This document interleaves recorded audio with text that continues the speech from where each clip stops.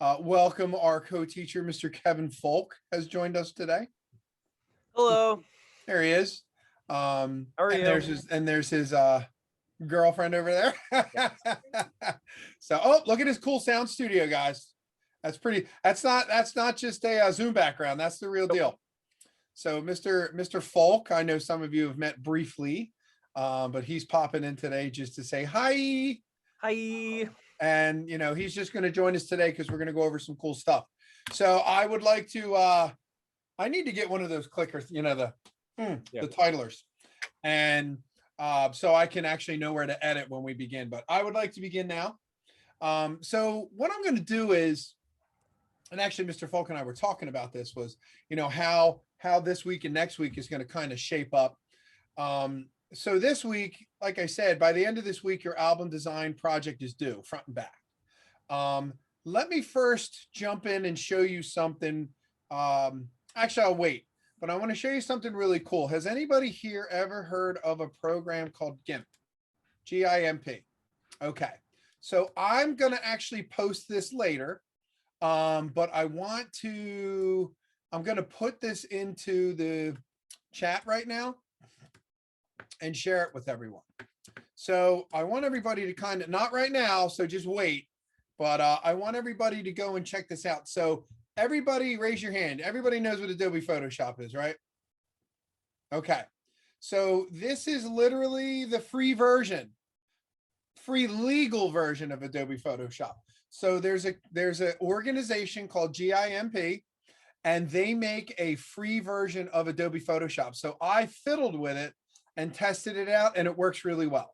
So for those of you that don't have a school computer, or, I don't know what's going to happen with if you have a Chromebook, even if you're allowed to download software, maybe you're not.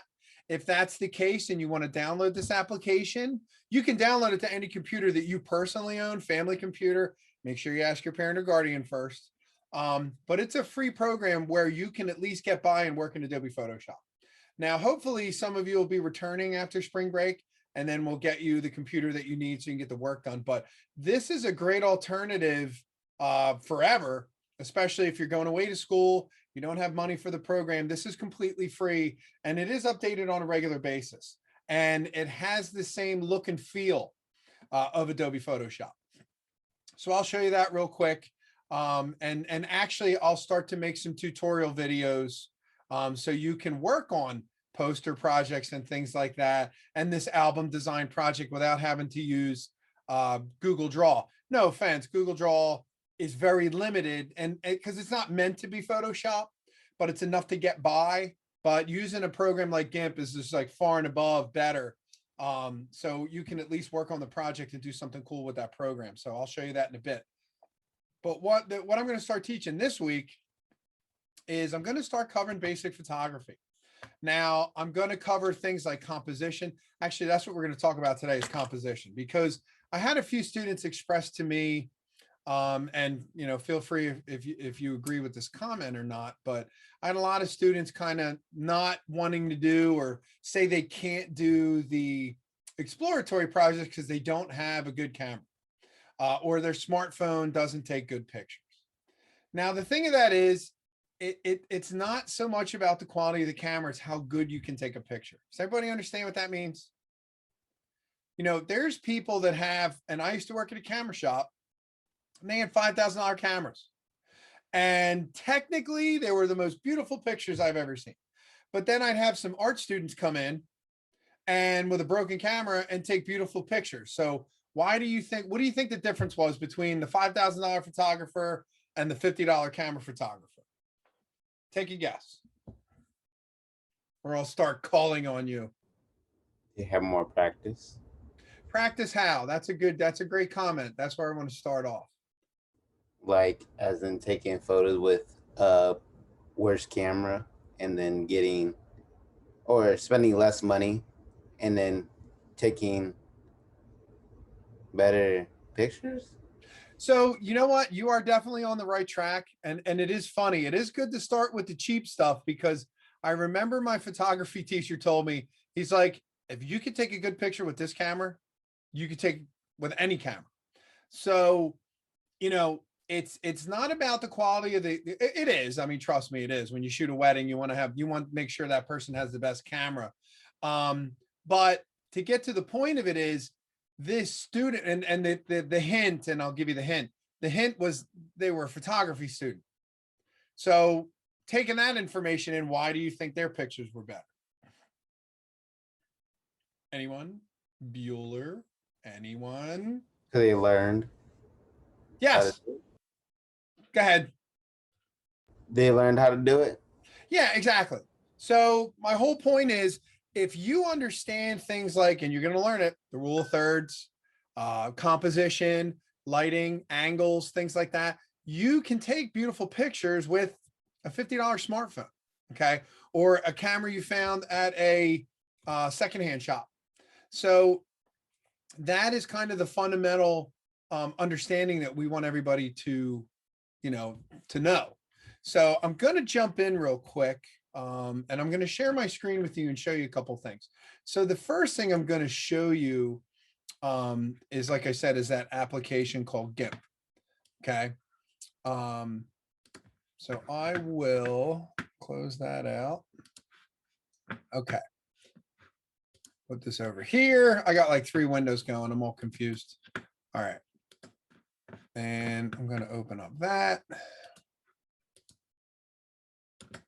Okay, so I'm going to put this over here. Sorry, I should have had all my windows ready. Okay, so now I'm going to share right here. Okay, so let me just open up all my participants in the chat.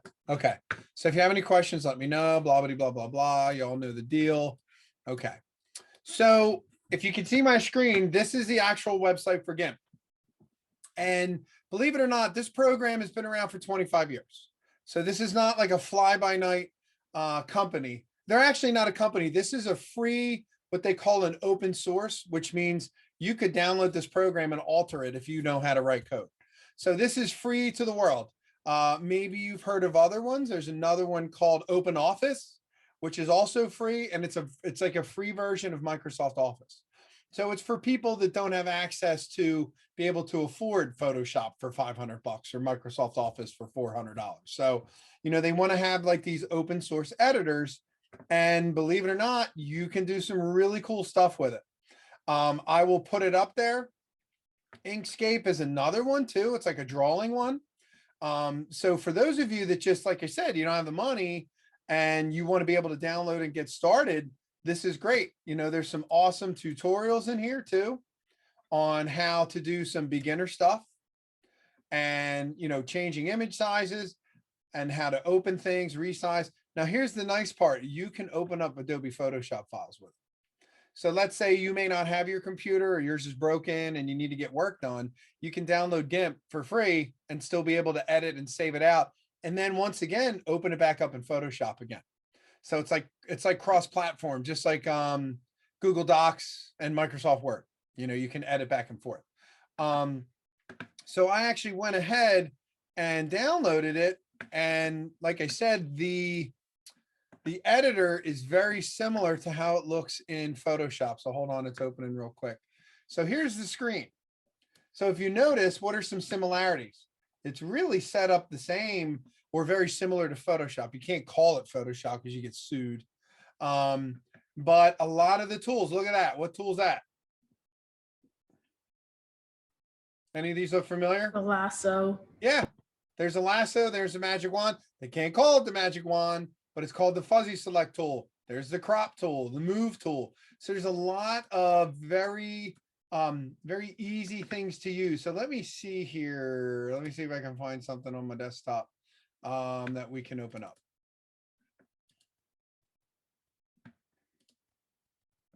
Eventually. All right, so here's my friend Larry installing a ceiling fan. Okay, so it might take a second for it to run. Let's give it a sec. Don't you dare crash on me. Oh, sorry. I keep forgetting I have these secondary windows opening up on the other screen. Okay, so here he is. So if you look, you can actually start to see there's image adjustment, see? Image, color management, You can crop, you can do all the, not all the things, but a pretty big amount of the things that you could do with Photoshop, you can do here. You can make layers. You could do, here you go, color balance, color temperature, hue and saturation. If you remember, I was showing you these things, okay? So you can easily go in here. Let's pick hue and saturation. And then you can go and do that crazy. There's some presets in here that you can use. There's a bunch of them. You can go and change a bunch of different stuff. You know, when you want to go in, change, select the different colors. You know, so just to give you this goofy idea, but you can go in and change stuff. So that's pretty awesome. So I'm going to start implementing this a little bit to those of you that don't have access to Photoshop. You know, see, here's the same thing here. I can select all my text. You know, I can go in and make it bigger, smaller, different colors. So this is kind of a game changer, and someone kind of brought it to my attention that you can use this. Here's the clone tool.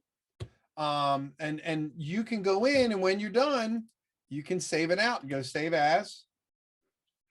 And they give you the different files. You can do all the different file types and stuff. Okay. So I will start to kind of show you how this program works and find some tutorials. Okay. But if some of you that do not have Adobe Photoshop right now, because you do not have a computer, download this. Okay. If you can. If you can't, because you have an Upper Merion computer or a Norristown laptop, let me know, and I will try and contact their IT department, so then you can download this stuff too. Okay. So that's what GIMP is. It's pretty awesome. All right. So let's move on. So now I want to start to talk about an introduction to composition. Now, this is all part of a much bigger overall lesson, but I figured talking about composition would be a great way to kind of motivate some people to get out there and start taking some pictures, especially with the weather getting nice and things like that. Now, one of my favorite artists, and I think a lot of people, it was funny, back when I was in college, every art kid in this dorm room had a poster of Ansel Adams. And if you don't know who Ansel Adams is, you have to kind of look him up. He was responsible. He was the first photographer actually paid by the government to take pictures of the national parks, because they were trying to save the land from development. And he went out and photographed it and took some of the most beautiful black and white photographs anybody's ever seen.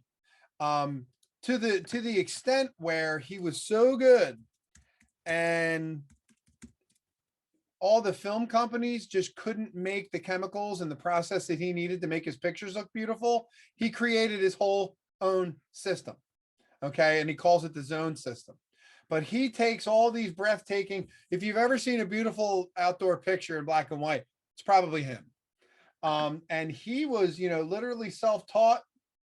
He traveled the United States through all the state parks and took these amazing, breathtaking images, which you really kind of have to see to believe, because they were huge when he printed them. But he really found a way to kind of capture, you know, highlights and darks and lights and all this amazing stuff.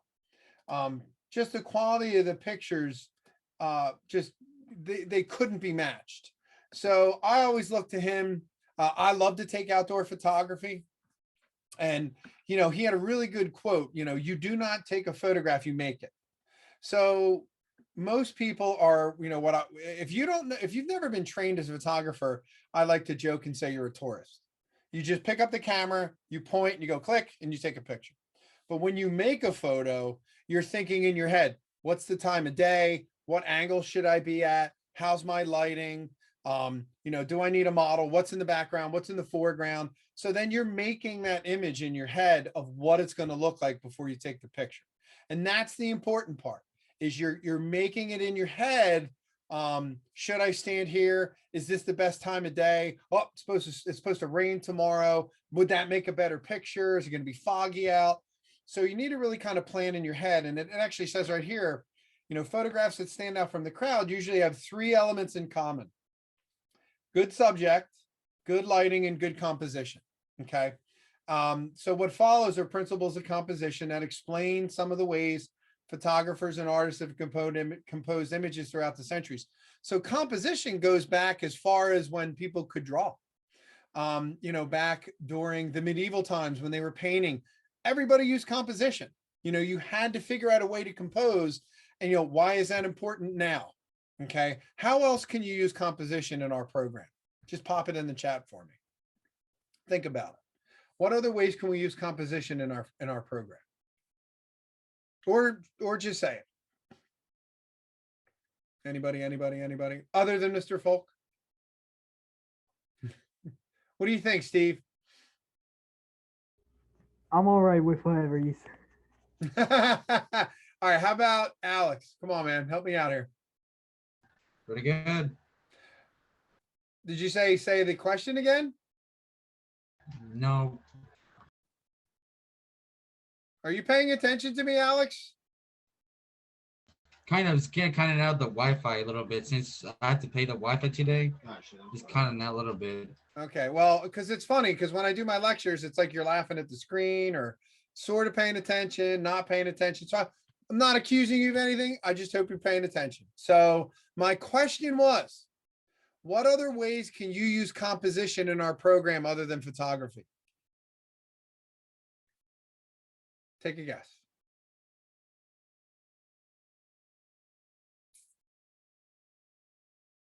All right, Alex must be thinking the answer to me. Diego, what do you think?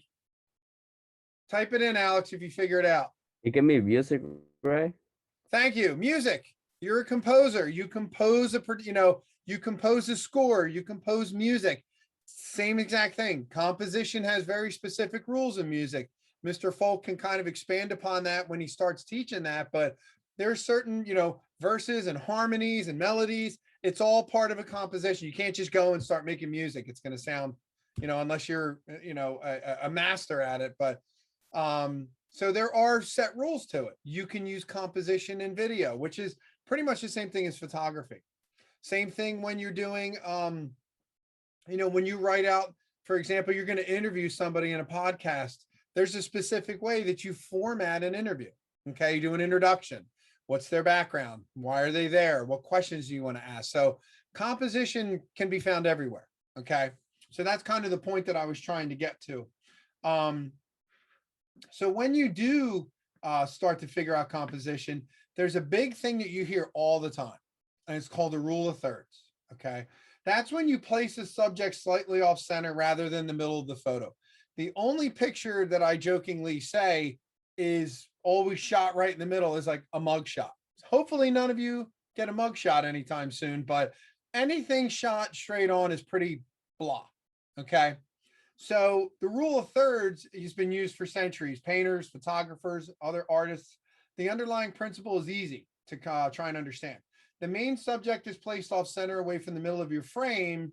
And then as a result, the photo looks more dynamic. Like right down here, the picture of this house overlooking the water. It's not shot straight on. It's a little bit off to the left. And then you have this other feature down here. Now, some of you may notice on cameras, they have these grids on them. Or some of you, do you have these grids on your phones? You may not know this. Yes, you If do. I want them to appear, then they can. Like Yes. It's like a button to turn it on or off. You are correct. So everybody, if you look at your smartphone, take an opportunity, and if it says the word grid, you should absolutely turn that on when you're taking pictures for like exploratories or just anything in general, because that gives you the rule of thirds grid and shows you how you should frame your pictures. It's awesome. It's a little annoying at first, but you get used to it. But I leave it on all the time. So your main, you usually put your main subject where the lines intersect rather than in the center. So you see how they intersect over here and over here. That's how you should have it. Okay, I'll do a couple more. So this actually has some other good examples. So when you place, for example, placing the horizon on an upper or lower line helps create a well-composed landscape photo. And then for portraits, placing the person where the lines intersect vertically produces a more compelling photo. So If you look at this line right here, this is what's called your horizon line, because that's where land ends and then the sky begins or your background. So the horizon line is a very big deal. Now you can shoot your horizon line, and I'll show you some pictures, very high or very low, and it can make some very dramatic effects of the same thing that you're taking the picture of. So when you have that rule of thirds, you can see these images are off center. And to me, what does this do? It pulls you in, right? Because you have this image right here, like, oh, okay, that's off to the side. Well, what's going on over here? Well, it's a cemetery. So it's pulling you into the image to really see what it's all about. Okay.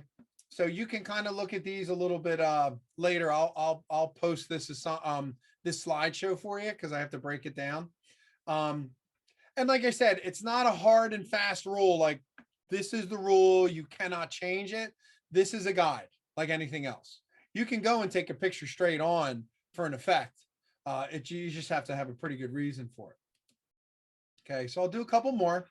So here's some really cool things too. And you may even take these pictures and not even know it. Center of interest. Okay, it's like your subject matter.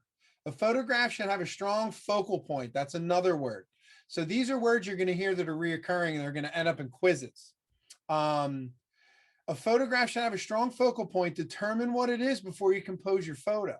So like if you're at a car show and you take a picture of 10 cars in a row, but you really wanted to get that old Mustang, how did you photograph it? Maybe you should have composed it in a different way. Okay. You also have a cool word called simplicity. Sometimes simpler is better or more basic. Okay. And I'll show you some examples of that too. Sometimes it's good to keep your composition simple, avoiding busy backgrounds that distract from a subject. Really good example of that is a wedding photo. If you're taking a picture of a bride and a groom, do you want a freeway behind it or a billboard? Probably not. So you want to be able to be aware of what your background, like a simple tree or some clouds, and then you're good to go. Horizon lines, I just mentioned. Don't place your horizon line usually in the center. You want to go to the upper, lower, left, or right. You really don't want them to be off center. How many times have you seen a picture of someone on the beach and the picture's crooked? That's the first thing, when there's photography competitions, they kick you right out because your pictures aren't centered. They're not level. I'm sorry. They're not level. So you want to be really aware of that too. And then the last thing is leading lines. So like if a scene has strong lines, make sure the lines lead the eye into the frame rather out of it. Okay. That's a big deal when you do advertising, when you take a photo. The line should lead to the main point of interest. And here's example. So if you look here, you can have multiple pieces of composition. Like what is this based on the words we just looked at? Who can tell me what's in this picture here? What examples are in here?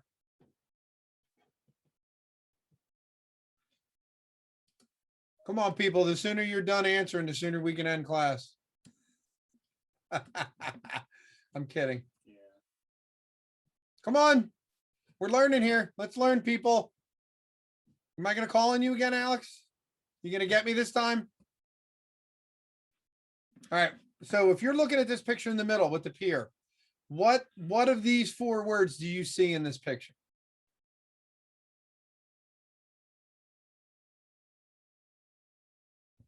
You would have to turn your mic off to answer me. I can't say that second word. Simplicity. Yes, it's a very simple picture. It's a very simple picture to look at. There's not a lot of crazy stuff. What else is in there? Come on, people. Alex, I'm going to ask you again. What do you see in this picture? Type it in the chat. I don't care. Okay, he's got his finger up. I hope it's not your middle finger. Nope. Sorry. I was thinking about Nate. I'm just kidding. What about you, Josh? Don't be afraid. Look, guys, if you're wrong, you're wrong. I really don't care. I'm just trying to generate some conversation here. What do you think, Josh? What do you see in this picture from what's on the list? The horizon. Yes, you are totally and absolutely correct. So there's your horizon line right there. So you have simplicity, horizon line, and what else? What's this? I'm doing a little thingy here. What's this? A track. What's that? A track. Well, it's the pier, it's a dock. But Leading what, line. The lock. what one of these words here is a description of what's going on here? Leading lines. Yes, thank you very much. You are correct. Okay. So as I said before, you can have multiple things of composition going on. Here's another thing. Look how low the horizon line is here compared to this picture. Look how big that makes the sky look. Okay. So maybe the person that took this picture was like, wow, I really want to emphasize how beautiful the sky is. So they took the horizon line lower to the ground. And then look, here's another thing, leading lines. It's leading you into the horizon to look at the background. Okay. Here's another one. This is a totally great example of leading lines. And there's another word called symmetry. Has anyone ever heard of symmetry before? If not, I get it. Other Yes, than I Mr. do. Oh, can you maybe tell me what it is, Steve? So, it's like the same thing. So like, it's basically just the same. It's like one object reflected. You are 100% right. Thank you, Steve. So when you have symmetry, it's literally the same on both sides. Like you could fold that picture, that drawing in half, and it's the same.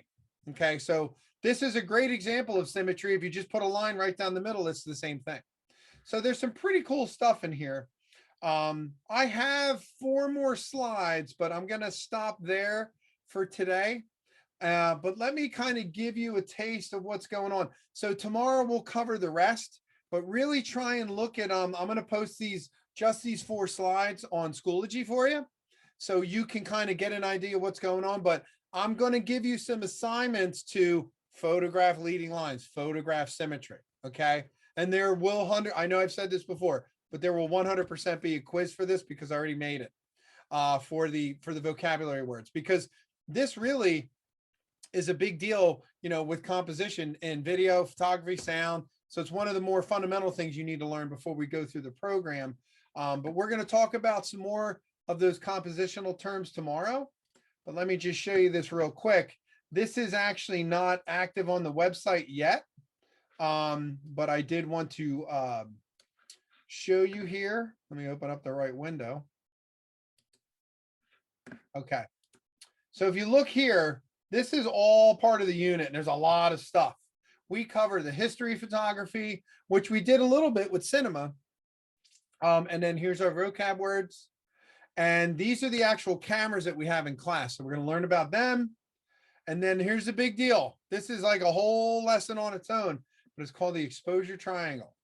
And it's all about taking pictures manually.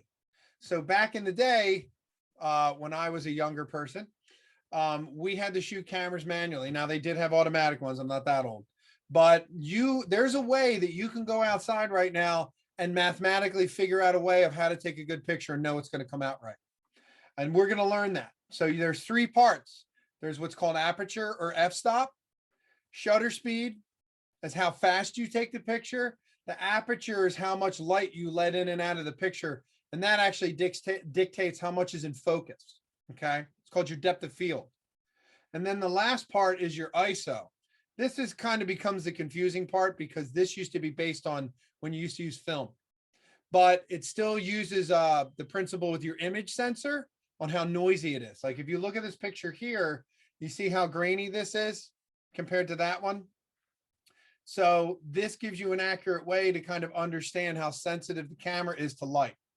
So we're going to cover all these different things over the next few weeks. I love talking about artists and especially photographers. So there's some really good ones that have really kind of made their mark on the history of photography. And it's always good to look at this stuff to get inspiration and learn, especially with anything, with video, watching movies, music.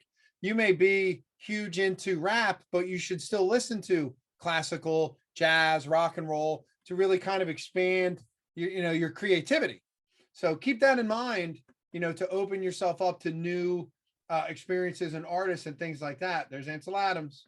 Then we kind of get more into the nitty gritty of how to actually use shutter speed and aperture. And I have these awesome cheat sheets for you.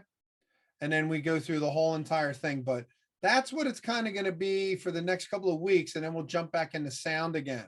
Okay. but this is a great way to at least get some stuff done for now. In terms of understanding composition and elements and things like that. So I know I covered a lot of stuff. Hopefully you're going to be interested in it. To me, that was my background, was photography. But once again, I was fortunate enough to learn a little bit about video, a little bit about sound and graphic design, and it got me to where I am today.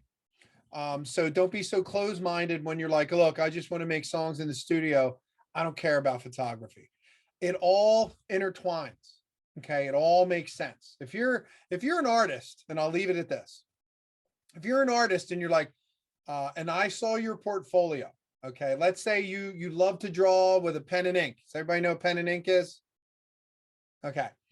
And all I saw was a portfolio full of pen and ink drawings. What does that tell me? Take a guess. What's that? You love art? Well, it says that you love art, but it also tells me something else. If I looked at a person's portfolio that had pictures, drawings, pastels, paintings, sculptures, what does that tell me compared to the person that only has black and white drawings?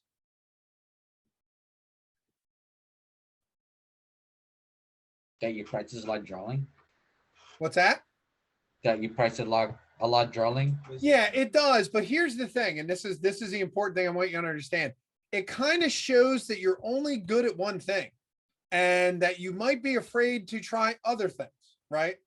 So you want to be open-minded to trying different things, especially in art, especially at your age. So you don't want to be the master of black and white drawing. And I guess you could, but guess what? For the next 10 years, good luck trying to find a job. So what our program tries to teach you is a little bit of everything. And then when you start to figure out, oh, I really like black and white drawing, but I also like painting and color.